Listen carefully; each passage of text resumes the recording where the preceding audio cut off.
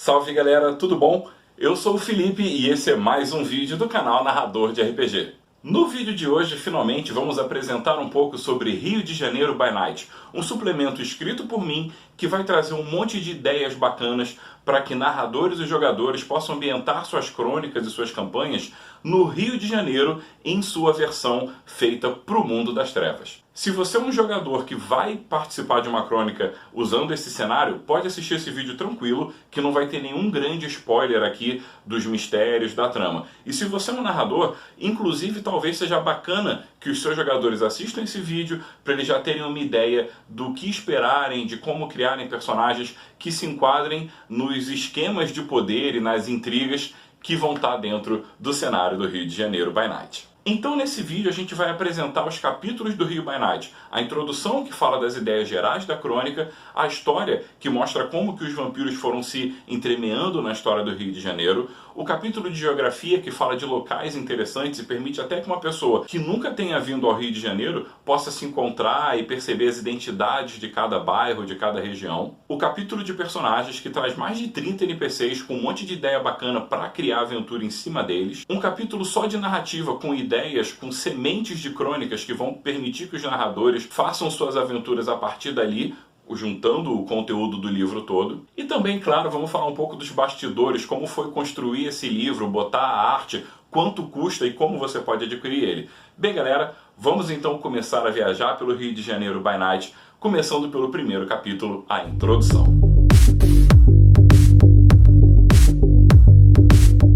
No primeiro capítulo de Rio by Night são apresentadas as ideias principais que formam a base da trama, das intrigas que estão misturadas na história dessa cidade, do Rio de Janeiro. E um detalhe legal sobre essas tramas é que todas elas foram baseadas em eventos oficiais da história da White Wolf, do mundo das trevas. Rolou um trabalho de pesquisa bem bacana para construir esse cenário.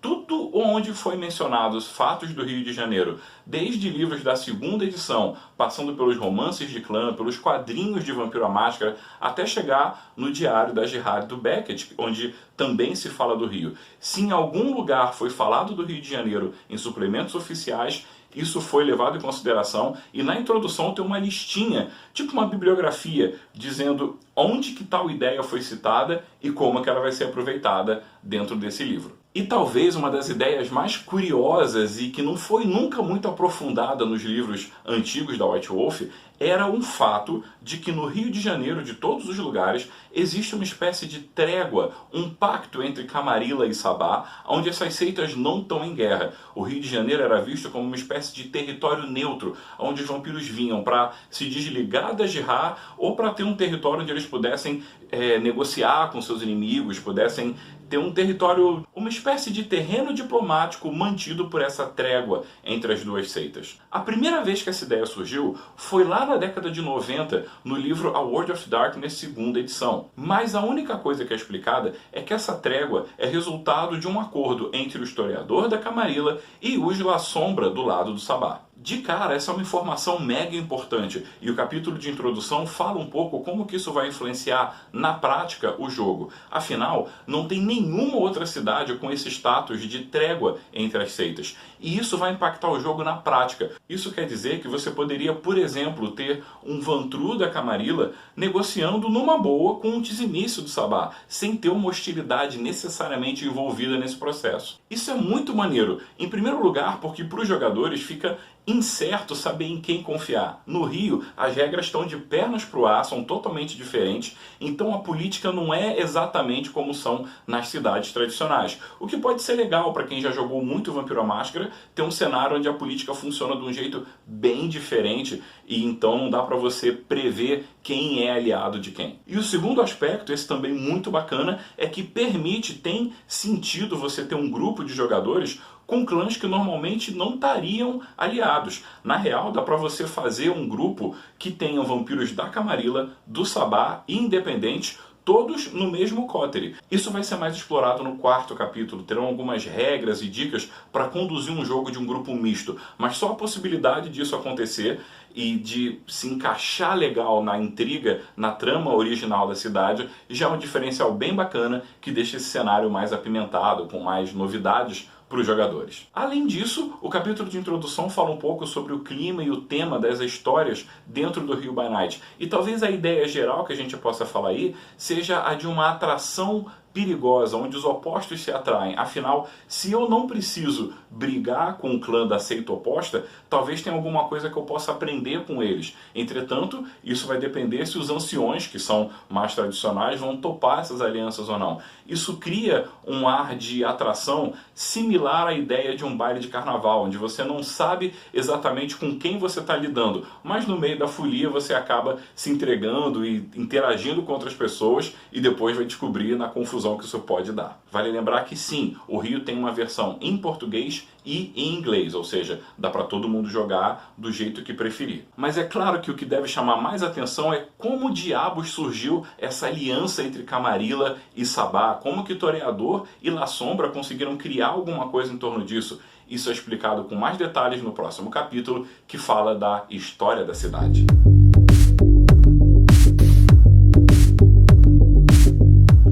Então quer dizer que a White Wolf coloca que no Rio de Janeiro existe uma espécie de pacto entre Camarilla e Sabá, mas nunca entrou muito em detalhes sobre isso ou como que isso veio a acontecer. Criar um enredo legal por trás desse pacto que pudesse afetar na prática os jogos que acontecessem no Rio foi o primeiro desafio e a parte mais legal de criar o Rio de Janeiro by Night. E se era preciso um enredo bacana para juntar essa história e fazer ela acontecer na cidade, que motivo mais maneiro para começar ele do que um romance proibido? Fazendo um resumo desse capítulo, a nossa história começa com Teodoro, um neófito do clã La Sombra que foi abraçado em Portugal, mais ou menos assim que o Sabá foi criado, ou seja, quando a Camarilla estava violentamente dominando as regiões da Europa e o Sabá tentando sobreviver tanto contra os esquemas da Camarilla, como com os esquemas dos seus próprios anciões, que estavam começando a ganhar muito poder dentro da seita. Teodoro era um La Sombra bem ambicioso e percebeu que ficando por ali, ele estaria seguro, mas ao mesmo tempo não teria muita chance de crescer dentro do clã, dentro da seita.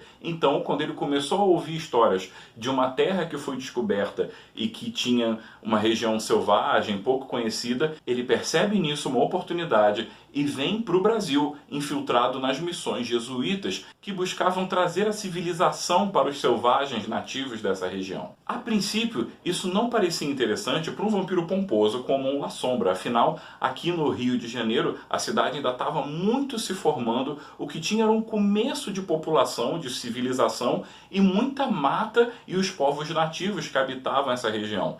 Entretanto, rapidinho Teodoro percebeu que isso podia ser um recurso para ele. Afinal, ele estava acompanhando de perto a criação de uma cidade mortal, da cidade de humanos, e tinha todas aquelas matas com todas aquelas tribos para ele transformar em presa e ter um seu grande rebanho de sangue selvagem totalmente à sua disposição. Assim, junto com as missões jesuítas, o Teodoro se torna uma espécie de informante para os anciões do Sabá que ainda ficaram pela Europa. E conforme ele vai mandando notícias, isso vai atraindo outros vampiros desgarrados igual a ele. Vampiros do Sabá, vampiros exilados, vampiros que não estão afim de ficar presos naquela gerá de cachorro grande e acabam vindo para o Brasil, para a região de São Sebastião do Rio de Janeiro, como era chamado na época, em busca de outras oportunidades. E chegando aqui, eles acabam reconhecendo no Teodoro uma espécie de liderança. Rapidinho, o Teodoro cria na cidade do Rio, que nem tinha esse nome na época, uma espécie de culto do Sabá, onde ele é o seu sacerdote principal e os outros vampiros topam seguir a liderança dele, desde que ele divida com esses vampiros novos, onde tem territórios de tribos indefesas que eles podem ir lá e tomar o sangue até ficarem saciados. Conforme a comunidade humana ia crescendo, o Sabá também ia crescendo junto e se infiltrando nela e também fazendo suas incursões nas florestas, expulsando os nativos e massacrando todo mundo para poder saciar a sede de sangue, para poder criar rita, aqueles rituais do Sabá para manter o grupo unido. O Sabá então no Rio começou a prosperar. Eles quase não tiveram nenhum tipo de oposição, até o dia que eles encontraram com os Tupinambás, que era de fato uma tribo real que existia no Rio de Janeiro, de índios canibais. O problema é que esses índios eram extremamente ferozes. Então, quando Teodoro e outros dos seus membros de confiança foram até a tribo, descobriram o motivo da força deles. Eles adoravam uma entidade que se formava do sangue dos inimigos e surgia na frente deles. Eles entenderam que era uma tizimice e provavelmente muito antiga. A primeira reação dela foi de tentar combater e até tentar destruir Teodoro. Mas o Teodoro, que era um grande manipulador, antes de ser destruído, tenta conversar com ela e explica: cara, olha só, você pode até me destruir, mas o homem branco está chegando nessa terra, essa era de tribo vai acabar. Então você pode ficar por aí ou se juntar a gente e ver o que vai acontecer. E ela, que apesar de primitiva, selvagem, era muito sagaz, abandonou a tribo dela para os homens brancos massacrarem e se juntou. Ou seja, o Sabá tinha um líder, uma grande anciã, um monte de gente empolgada, foi a terra prometida para o Sabá, e isso durou muito numa boa até mais ou menos 1800. Enquanto isso, na Europa, a Camarilla começou a se preocupar. Sabia que tinha um foco do Sabá, mas também estava feliz porque esse foco estava bem longe, para além do mar. Entretanto, mais ou menos em 1800, uma toreador muito ambiciosa se aproximou dos líderes de clãs da Camarilla e fez uma espécie de proposta indecente. Essa toreador se chamava Ângela. Ela era muito ligada com as intrigas das cortes que haviam na região ibérica. Então ela chega para os líderes da Camarilla e fala: cara, vamos fazer o seguinte, se eu entrar no Brasil, se eu entrar no Rio de Janeiro e tomar aquela região, eu posso chamar essa região de mim? Eu posso ser a príncipe desse lugar? Os anciões da Camarilla não pensaram duas vezes. Ora, ela é muito ambiciosa. O que vai acontecer? Ela vai chegar no Rio de Janeiro, vai dar de frente com Teodoro, os dois vão se destruir, depois a Camarilla vem por trás e domina tudo, vai ficar todo mundo feliz. Só que eles tiveram uma surpresa. A Ângela era extremamente hábil nas intrigas de corte. E ela tinha uma cria, o Gregório, que era uma espécie de amante dela também, que ela enviou secretamente para ser uma espécie de espião no Rio de Janeiro. Enquanto isso, ela começou a mexer os pauzinhos, começou a cobrar favores de outros anciões de outros clãs, e ela promete para Camarilla que iria invadir o Rio de Janeiro com seus lacaios mais poderosos. O que ninguém esperava é que esses lacaios poderosos eram ninguém mais, ninguém menos que a corte portuguesa, cara. Ela começou a manipular a ideia da corte portuguesa, que já estava com medo das guerras de Napoleão, que estavam vindo para Portugal, foram primeiro para a Bahia e depois vieram para o Rio de Janeiro. Juntos da corte, infiltrados nesses vários navios, veio Ângela e um monte de outros anciões da Camarilla doidos para ver o que eles iam arrumar nesse território. Afinal, por mais que o Sabá tivesse domínio da região, cara, era a corte real que estava chegando. Com isso estava armado um tremendo conflito. E tanto o Gregório, a cria da Ângela, como alguns líderes na Camarilla e no Sabá, logo de cara foram destruídos, foram engolidos por esse conflito. Entretanto, rapidinho, antes que as coisas ficassem muito pegando fogo, a Ângela do lado da Camarilla e o Teodoro do lado do Sabá começaram a frear os seus aliados e desacelerar o ritmo daquela guerra. Começaram a surgir então rumores de que talvez eles estivessem tentando algum tipo de negociata. E foi justamente uma Nosferatu muito poderosa, que é a Marquesa, uma NPC desse jogo, que descobriu que eles dois não eram somente aliados políticos, os dois eram amantes. Não fica muito claro se eles já eram amantes antes de se encontrarem no Rio, ou alguma coisa muito bizarra e improvável aconteceu que eles se tornaram próximos. Mas fato é que tanto a Ângela como o Teodoro haviam freado o conflito, seguraram suas respectivas seitas, uma de cada lado, e chegaram para os líderes, cada um na sua seita, e disseram: cara, vamos tentar um negócio diferente aqui. E assim surge o chamado Pacto de São Sebastião. Sem ter grandes oposições, afinal a maioria dos outros anciões tinham tombado no começo do conflito, a Ângela e o Teodoro começaram a criar políticas dentro de suas seitas que iria dividir a cidade em territórios para cada clã. E claro que os La Sombra e o historiador pegaram o filé e os territórios mais importantes, mais interessantes do ponto de vista estratégico. E junto com esse pacto, criou-se uma lei de não agressão. Você não se mete com a gente não se mete com eles e tá tudo certo. Entre os outros clãs, tanto da Camarilla como do Sabá, ficou uma espécie de amargo na boca. Nem todo mundo achou legal essa ideia de parar o conflito, especialmente porque alguns tinham perdido senhores e aliados no começo dessa guerra. Entretanto, eles não tinham muito como ir contra a força de dois anciões extremamente poderosos como era o Teodoro e a Ângela. quando eventualmente algum vampiro tentava quebrar o pacto, fosse criando treta com o outro lado, ou tentando invadir, ativamente ser hostil com vampiros dentro do pacto, Teodoro e Ângela iam em cima desse agressor e eram bem severos na punição. Ou destruíam o cara, ou destruíam tudo que ele tinha de lacaio, de rebanho, enfim, faziam valer com punho de ferro a liderança deles na cidade. Então, o Rio de Janeiro, seja por medo ou por respeito, se acostumou à liderança dessa príncipe e desse arcebispo que estavam agindo em conjunto. E apesar dos ressentimentos, assim as coisas ficaram pelos próximos 100 anos, até mais ou menos 1900. Os clãs estavam todos acostumados a essa coleira mantida pelos líderes. Entretanto, em 1900 e pouco, começaram a perceber algumas sabotagens contra esses líderes que estavam passando batido. Seus domínios eram invadidos, seus lacaios eram destruídos, os aliados deles eram sabotados e eles não estavam agindo com tanta ferocidade como em outras épocas. Logo descobriram o porquê. Quem estava planejando e articulando contra os líderes era ninguém menos que o Gregório, a cria da Ângela, que tinha sido destruída no começo da guerra e que na verdade só estava em torpor. Retorna agora e bem irritado com a situação, afinal ele percebe que o inimigo dele no começo da história agora era amante da vampira que ele gostava. Logo os vampiros perceberam que aquilo era um ponto fraco a ser explorado. A Ângela, por mais que permanecesse leal ao Teodoro, não era tão severa com a cria dela como ela era com os outros vampiros. Com isso, a tensão dentro da Camarilla começa a crescer muito. Muitos vampiros já não estavam satisfeitos com aquele acordo e viam na figura do Gregório uma chance de alguém para representá-los e ir contra as forças desses líderes. Acontece que essa pressão começou a fazer a Camarilla desmoronar por dentro, enquanto os clãs começaram a meio que se brigar e influenciar indiretamente a queda um do outro.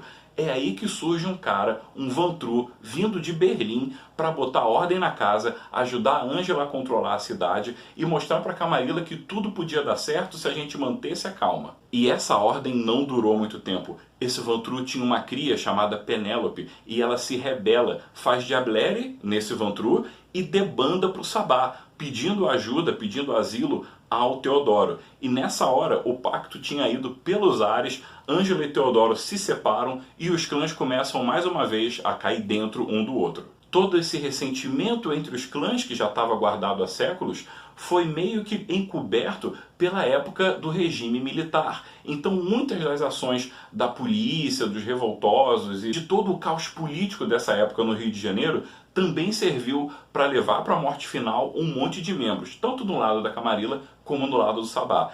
E aquilo que parecia que seria o fim do conflito, resolver de uma vez, na verdade estava se tornando um caos sem proporção. Os vampiros não tinham mais controle da própria cidade e isso começou a ficar preocupante para todo mundo. E isso fez com que alguns anciões começassem a se articular. De um lado, Cíntia, que era a anciã do clã malcaviano, junto com Feline, um gangrel que nada mais nada menos era um ex-bandeirante no Brasil, que tinha se tornado o ancião do clã gangrel. E também alguns membros bem misteriosos do clã Tizimice. Juntos, essa galera começou a considerar se essa guerra já não tinha passado dos limites e pensaram o seguinte: se o pacto fosse restabelecido, seria possível criar uma regra nova onde esses clãs não pudessem guerrear, mas acima de tudo, isso ia dar para o Rio de Janeiro um ar de status, onde a cidade ia voltar àquele tempo pacífico, ia atrair outros anciões, ia atrair outros vampiros para o Rio. E quando eles chegassem aqui, eles não iam entender muito bem as regras. E quem tivesse de acordo com o pacto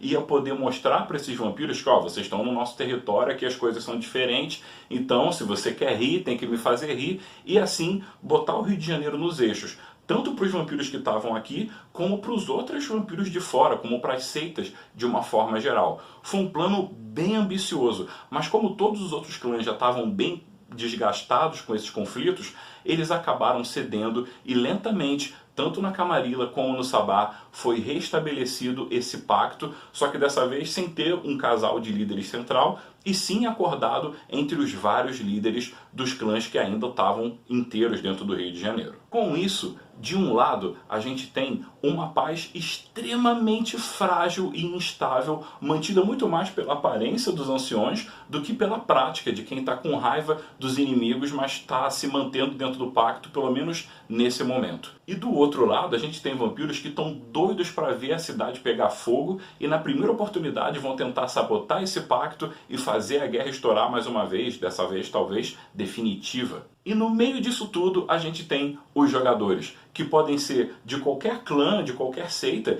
e, como são neófitos, vão estar tentando encontrar o lugar deles nesse meio. É legal porque isso traz umas regras próprias, como eu falei anteriormente, que os próprios anciões vão usar ao favor deles. Por exemplo, se você vai numa cidade da Camarilla e você descobre que tem um sabá se criando naquela cidade e você cagueta isso para os elders da Camarilla, eles vão te aplaudir, vão te dar status, vão ser gratos porque você revelou um inimigo. Acontece que se você fizer isso no Rio, a Camarilla vai te olhar com a pior expressão possível dizendo: o que foi, cara? Você quer arrumar confusão? Deixa os caras lá na dele.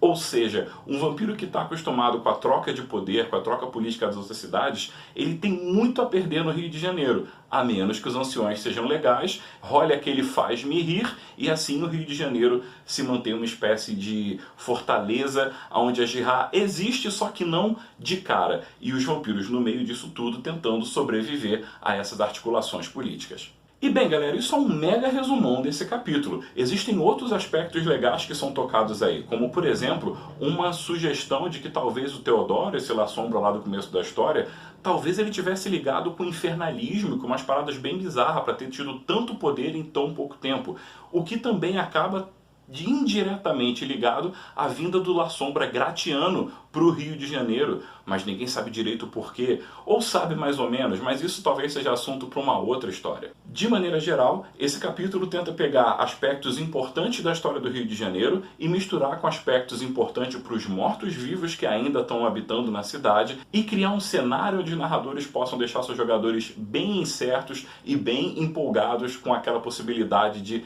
quem será o melhor aliado ou o pior inimigo que eu posso arrumar aqui. Gera um conceito inicial bacana para a história e é a partir daí que as coisas vão fluir. Mas é claro, não dá para ter história se só tiver passado e não tiver lugares para ela acontecer. E é aí que vem o próximo capítulo.